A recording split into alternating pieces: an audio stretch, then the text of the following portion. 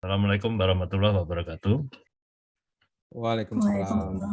Waalaikumsalam warahmatullahi. Baik, terima kasih. Saya mulai presentasi saya, halaman kedua. Ini CV saya tadi ya, jadi saya angkatan 88, terus juga alumni Prasetya Mulia, istri saya sipil 88, anak saya sedang kuliah dua-duanya. Saya selama ini banyak ke high-rise building lah. Sekarang ngerjain desain pabrik porang serta jalur pemipaan. Kemudian next. Nah, selama ini saya memang udah banyak kegiatannya di Katgama. Saya bantu-bantu sudah sekitar 2 tahun, 3 tahun lah dengan adanya pandemi COVID ini. Di Katgama kan ada berbagai macam senior junior dari berbagai fakultas ya. Jadi kita adakan vaksinasi massal, berbagai kegiatan sosial, misalnya itu pas rame-ramenya di Jogja full, kita ada bikin peti jenazah, kita santuni orang-orang dengan makanan, minuman, selimut, segala macam. Kemudian pas rame-ramenya di Jakarta kekurangan oksigen itu kita kumpul-kumpulin oksigen tuh dengan bantuan adik kita Elektro 2009 ya, Andi Tiar yang di Krakatau Steel. Kita juga banyak kontak elektro di Krakatau Steel itu ada Mas Hendri 8591 di Krakatau Steel itu.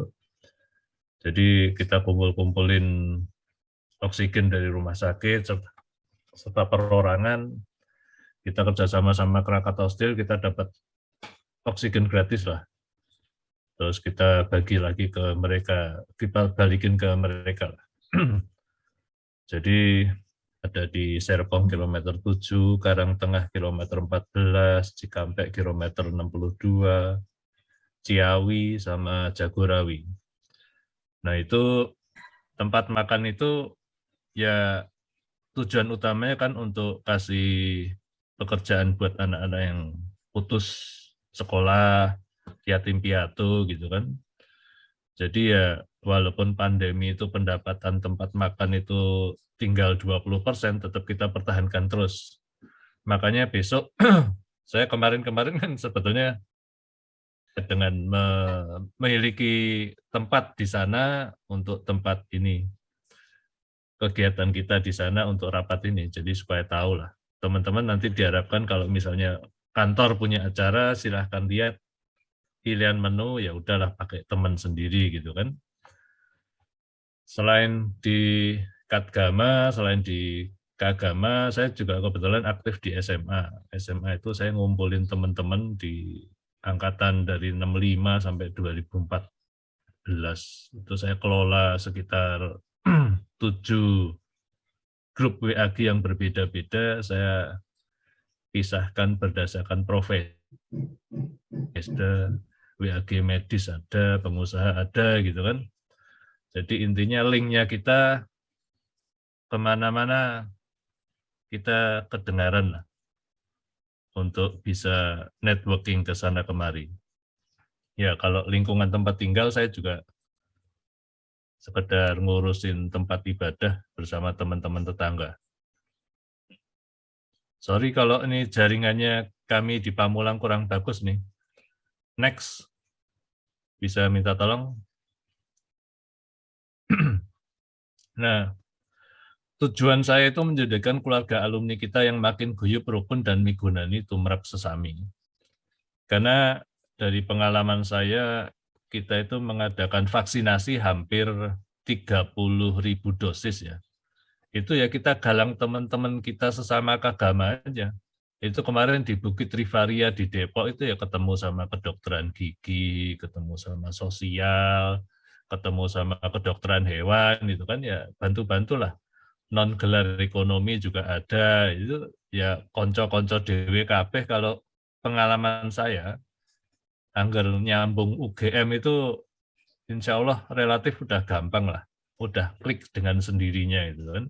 Jadi mau di Rivaria, mau di Tangerang Selatan, mau di Villa Inti, mau di kemarin di Purworejo sama Temanggung itu ya udah lebih cepat lah kliknya gitu. Jadi visi saya hanya menjadikan keluarga alumni yang makin guyup, rukun, dan migunani aja. Next. Nah, misinya tentu kita bertingkat-tingkat lah, menggalang persaudaraan internal elektro dulu, tiap-tiap angkatan mana-mana yang kita bisa saling silaturahmi, mana yang bisa dikembangkan untuk network pekerjaan gitu kan. Nanti berkembang ke persaudaraan internal fakultas teknik gitu kan. Saya job-job itu ya juga dapat nih, misalnya job dari senior teknik kimia angkatan 63. Job dari teman teknik sipil angkatan 76. Menggalang kerjasama dengan junior teknik elektro tahun 94 itu kan ya. Ya, jadi saya sudah jelaskan tentang kerjasama dengan sesama elektro, kemudian kerjaan dengan sesama teknik. Nah, selanjutnya yaitu lintas fakultas teknik, lintas fakultas di UGM juga terbukti dengan misalnya kita kerjasama sosial itu kan, tinggal menunggu waktu aja kalau mau membuka kerjasama di luar bidang sosial ya terbukti di kegiatan misalnya koperasi keagama ini kan juga bisa. Nah selain itu pihak eksternal itu kita ada yang dinamakan KGM, mungkin beberapa juga sudah menjadi anggota KGM, Keluarga Gajah Mada Mandiri. Saya menjadi tenaga ahlinya di dalam grupnya expert itu di bidang MEP-nya. Itu ya kita ada kerjasama, misalnya tanya-tanya, bantu-bantu desain untuk lift di suatu hotel di Jogja. Kemudian kemarin pasang lift untuk di suatu masjid di Jogja gitu. Nah itu hal-hal yang kita bisa kembangkan antara internal UGM dengan istilahnya mereka yang pakai KGM, Keluarga Gajah Mada Mandiri, alumni-alumni UGM yang punya bisnis memang. Jadi ya itulah, dengan misi memberikan manfaat jangka pendek dan jangka panjang, tangible dan intangible untuk semua shareholder dan stakeholder, kita bereskanlah urusan KT3 Gama ini untuk sesuatu yang bernilai lebih dan lebih baik. Tentu ini semua tidak lepas dari kelengkapan organisasi yang harus disempurnakan, misalnya struktur organisasi, surat menyurat, ADART, rekening atas nama organisasi, dan lain-lain. Itu aja yang bisa saya sampaikan untuk bagian misinya. Next. Nah, langkah kerja tentu dimulai dengan rekonsiliasi aspek hukum organisasi, ADART, apakah SK-nya kita sudah sampai ke PPK Gama, apakah cukup dengan dekan saja, apa sampai ke ketua jurusan saja, budgeting, dan lain-lain. Kemudian kita lakukan pemetaan optimalisasi potensi pengurus itu apa gitu kan, misalnya ada yang jago di ketenagaan, jago di telekomunikasi, jago di kontrol segala macam. Nah, potensi itu kalau terdata itu kalau dengar sesuatu kan kita lebih mudah menyampaikan satu sama yang lain nih, misalnya dana-dana ADB, GIZ, serta World Bank yang hibah-hibah untuk sel Surya kan sedang banyak nih sekarang. Di grup Energy Community Gathering kita juga ada informasi-informasi itu. Nah, kalau kita ada potensi-potensi yang bisa diambil dari dalam sendiri ya, why not gitu kan. Karena kalau tidak salah mereka itu gandengnya ke LPKTA ya, di organ fungsional di bawah Fakultas Teknik di UGM untuk sel surya ini. Nah, kalau orang elektro aja bisa, kenapa tidak kita ambil itu? Sekedar informasi aja bahwa kalau teman-teman konstruksi sel surya, sekarang yang dominan itu alumni fakultas dari peternakan. Dari peternakan itu punya bisnis sel surya yang cukup lumayan besar dia. Jadi dia kliennya sudah lumayan banyak. Saya kebetulan juga belum tahu sih potensi elektro kita gitu kan, tapi ya istilahnya wong peternakan kok bisa bisnisnya bagus di bidang sel surya itu kan ya memancing kita elektro untuk bertindak lebih bagus lah. Itu. Nah, yang selanjutnya tentu organisasi nggak bisa berjalan kalau dananya nggak berjalan bagus, ya tentu kita benahi bagaimana tentang anggaran organisasi itu sebaiknya.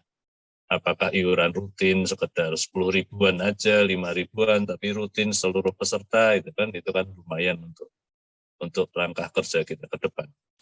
Next. Ya, ini kebetulan saya pas sama-sama 3 alumni Elektro 88, Mas Arief di Bandung, Mas Sigit itu sekarang dosen di Universitas Jenderal Ahmad Yani di Cimahi. Pas kita sama-sama bakti sosial gandeng Universitas Jenderal Ahmad Yani ke daerah Ciwidey, Bandung. Next. Nah ini saya gandeng teman-teman teknik geologi.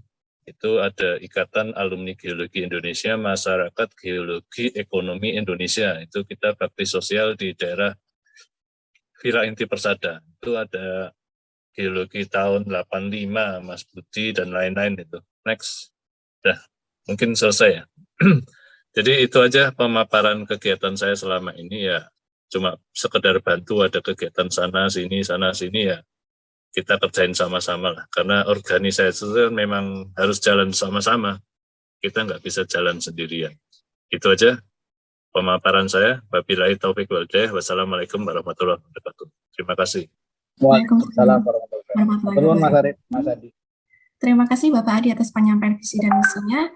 Selanjutnya saya akan mengacak pertanyaan terkait peranan KTT Gama dalam kehidupan alumni, sosial, dan masyarakat. Mungkin bisa dibantu untuk Pak Januar dan Mbak Rina memutar pertanyaannya.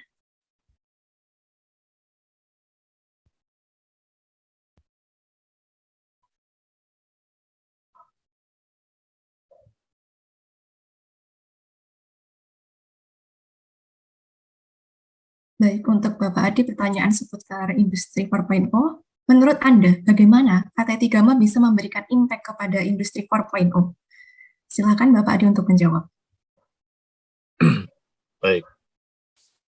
Salah satu aspek dari industri 4.0 adalah aspek renewable energy dan juga masalah limbah. Seperti saya sampaikan tadi ya tentu kalau kita dengar-dengar ada program-program dari World Bank, Asian Development Bank, Islamic Development Bank, sama GIZ yang terkait dengan itu, kenapa kita tidak mengambil itu sebagai suatu organisasi kan? Karena di sana biasanya kita bisa memberikan pelatihan dan mendapatkan hibah atau grant itu untuk dipasang di berbagai pelosok. Nah, kita bisa sekaligus mengajak anak-anak KKN untuk melakukan hal-hal tersebut itu. Jadi secara ilmu mereka dapat, tapi secara bisnis mereka juga belajar lah bagaimana mengelola renewable energy tersebut. Nah, baik, terima kasih atas jawaban yang diberikan oleh Pak Adi. Intinya bahwa peran KTT Gama bisa untuk mengambil hibah-hibah dari dana yang disediakan dari organisasi-organisasi seperti itu, yang bisa juga menggait teman-teman saat KKN, sehingga KTT Gama juga bisa berperan kepada adik-adik tingkatnya untuk mengatasi permasalahan industri 4.0, yaitu khususnya renewable energy dan limbah. Terima kasih atas jawaban yang diberikan oleh Bapak Adi. Kemudian saya akan memberikan kesempatan kepada peserta untuk memberikan pertanyaan kepada Pak Adi. Monggo Bapak Ibu dan rekan-rekan untuk bertanya. Bertanya. Ya, silakan Pak. Mas Adi, bagus sekali presentasinya.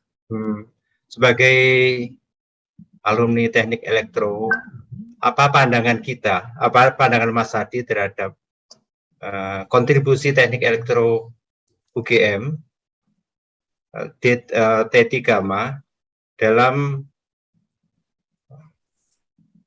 perkembangan teknologi telekomunikasi terbaru? Terima kasih.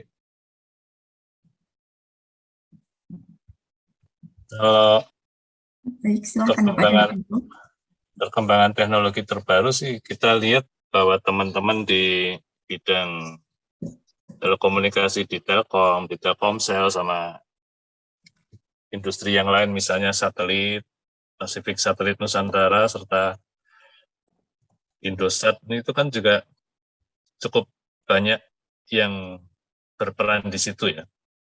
Jadi saya rasa kontribusi kita juga sudah terlihat nyata di situ, detailnya dengan mereka menjadi manajer di situ, dengan direksi di situ, di komisaris di situ, setidaknya ya policy-policy yang muncul adalah sebagian daripada kontribusi mereka.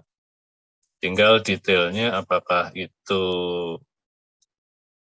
yang terjadi adalah saya rasakan dari omongan-omongan teman-teman senior itu biasanya kalau UGM itu jarang menyiapkan juniornya. Jadi kalau sudah menjadi senior, kurang persiapan dari junior, sehingga pada waktunya terjadi transisi, larinya nggak ke UGM lagi. Gitu. Walaupun itu tentu kita semua adalah suatu proses seleksi yang alami, gitu kan. Tetapi setidaknya akan lebih menunjukkan keberhasilan untuk mendidik kader lah, kalau bisa diteruskan polisinya dia kepada juniornya. Jadi sesudah seorang KT3MA menjabat, akan lebih baik jika jabatan itu juga waktu dia pensiun diteruskan dari kader juniornya gitu. Tidak sampai lepas kepada yang lain. Gitu. Itu aja sih. Terima kasih. Terima kasih Pak Adi atas jawabannya. Bagaimana Pak Wartono? Sudah cukup jawaban Pak Adi? Baik. Masih ada satu slot lagi untuk pertanyaan kepada Bapak Adi. Mungkin ada yang ingin bertanya lagi? Bapak didengarkan. Boleh bertanya? Ya, silakan Bapak Wartono. Pak Adi, selamat pagi, salam Selamat sehat. pagi, Mas War. Pak Adi, saya mau nanya nih, bagaimana rencana Pak Adi ya untuk supaya KT3MA ini dirasa atau kelihatan eksistensinya. Karena terus terang selama ini saya yakin banyak yang tidak tahu aktivitas kita sebagai alumni bareng-bareng gitu ya. Kalau secara personal masing-masing mungkin banyak yang dikenal, tapi sebagai alumni kita melakukan aktivitas itu yang itu dikenal oleh teman-teman bareng-bareng ya. Ya contoh gampang lah, alumni di tempat lain itu kadang-kadang adakan aktivitas yang itu disebarkan ya di media, hanya sekedar misalnya yang terkenal misalnya kan lari-lari gitu ya. Wah ini angkatan ini ngadain acara lari-lari. Nah untuk yang KT3MA itu gimana ya rencana Bapak itu supaya kelihatan bahwa kita itu eksis, setidaknya sering ngumpul, sering ada kegiatan gitu, Pak Adi. Itu aja pertanyaan saya, makasih. Ya, terima kasih Mas Warsono. Sebetulnya itu juga sudah dirintis, misalnya teman-teman di PLN Engineering dari ITB itu kan mereka sering ya mengadakan Zoom gitu kan. Nah, kita sosialisasinya ini serta kegiatannya ini yang juga kurang. Jadi mungkin bisa dirintis lah, misalnya setiap minggu kita ketemu, janjian nggak janjian, lari bersama lah di GBK, sepedaan gitu kan, dengan katakanlah pakai seragam yang sama. Dengan seragam yang sama itu sudah mulai ketahuan lah, kita mulai dikenal. Habis itu kita sering Zoom, kita adakan tema-tema tertentu, kita publish lah itu di media sosial kan, baik itu di Kadgama virtual maupun di Kagama gitu kan, mau di lain-lain itu kan. Kalau kita sering kegiatan baik itu olahraga, kegiatan keilmuan atau kegiatan sosial lah, kita bakti sosial mau bagi-bagi makan atau Jumat berkah lah, atau mau kita vaksinasi sama-sama lah, paling cuma 500, 1000 dosis itu kan juga udah kelihatan lah. Jadi ya memang kita harus meluangkan waktu untuk sama-sama, Sabtu Minggu ayo bikin acara apa gitu kan, bikin seragam sama-sama gitu kan, dengan seragam sama-sama ya kelihatan lah eksistensi kita, terus kita tinggal ngeblas di media sosial gitu kan. Selain kelihatan aktivitas nyatanya ya di media sosial, kalau untuk koran formal kan juga bisa gitu. Lewat kagama.co.id ya, itu masukin formal ke situ. Itu aja Mas Larsono.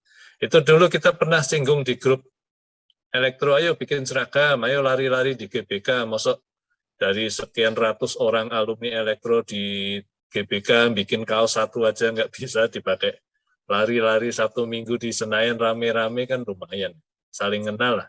Asal sausnya sama, nanti kan tinggal ditegur, oh elektro tahun berapa nih, gitu kan. Itu aja, guyup rukun lah gitu, Mas. Monggo. Baik, terima kasih Pak Adi untuk jawab pertanyaannya. Bagaimana Pak Warsono, sudah cukup atau Cukup. Oh ya, baik, terima kasih Bapak Warsono.